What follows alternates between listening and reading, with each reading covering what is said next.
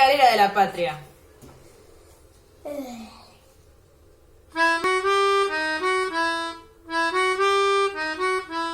Tres semanas en el año llevamos la escarapela. Es en mayo, junio y julio honrando hacia nuestra tierra.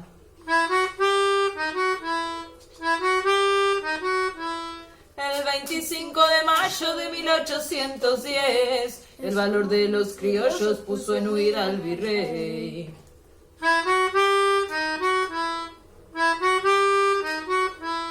Y en cada 20 de junio todo el país bien recuerda a Belgrano que en Rosario ha creado nuestra bandera.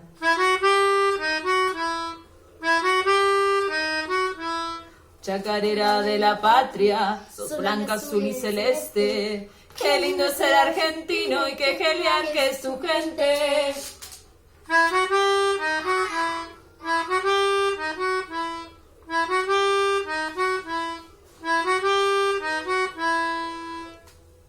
Bien.